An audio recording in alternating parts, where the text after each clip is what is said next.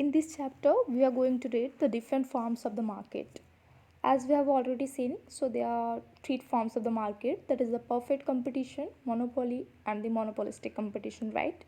As we have seen in the early chapter, that in the perfect competition, the AR is equal to MR, and in the other two conditions, that is the AR is greater than the MR, and E, that is an elasticity of the demand or the demand curve, is also more than the unit in the monopoly and the monopolistic competition.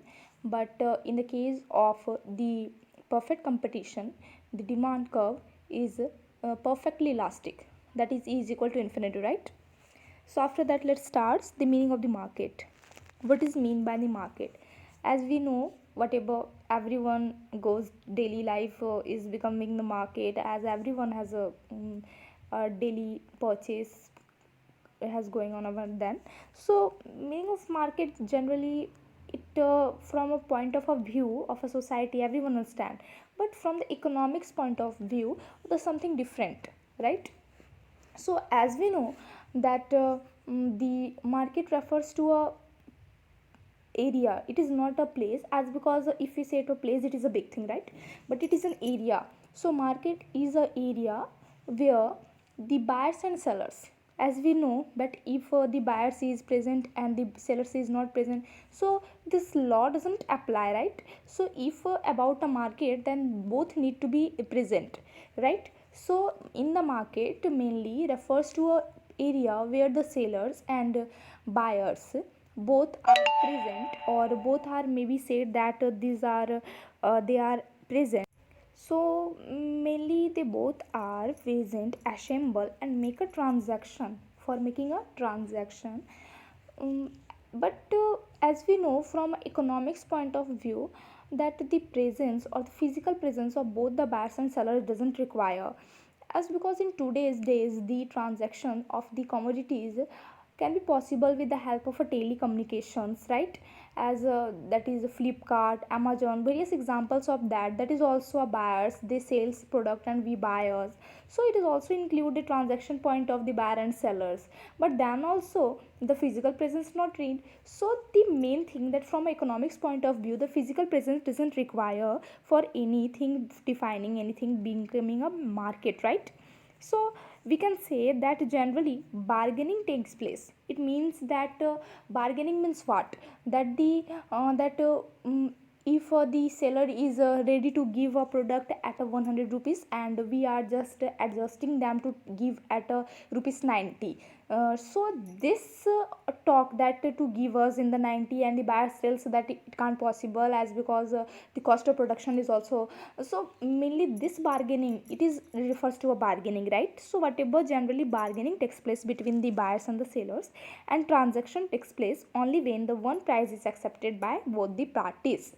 It means that bargaining takes place, but bargaining without any transaction, without any buy or sale of the product, bargaining can also take place within various of the buyers, right? As it is not possible that whether we are bargaining for one place, that we are going to ready to buy the product from there also, but it is a place where the transaction takes only place when the bargaining becomes favorable to both of the condition, that the it is fulfilled to both, that the buyers and sellers simultaneously, right? So mainly the bargaining takes place between the buyers and sellers, but a transaction takes place only when that the single receipt per price or the one price is accepted by the both the parties, right? Do you understand this mainly the meaning of the market? So meaning of a market, we have understand that it refers to a area where the sellers and buyers both assemble to make a transaction, but today's point of a view, according to modern times, it doesn't require any physical presence of the buyers and sellers, as because it include the bargaining takes place between the buyers and sellers, but the transaction takes place only when the one single price accepted by both the parties, right? If we talk about any economist definitions, so one economist definition, that is JK Mehta, had given that a market refers to a situation in which a commodity is demanded at a place where it is presented for sale, right? A market refers to a situation, it means that it refers to a situation in which the quantity is demanded, It means that is the commodity is demanded at a place where it is presented for sale, right? That where it is presented for sale is a demand also. It means that if we present any commodity where there is no demand, so it doesn't refers to a market, because the buyer sellers transaction doesn't takes place, right? So this is also the economist point of view, it's right. If it say about what are the characteristics of the market, characteristics of the market means what are the features of the market, right?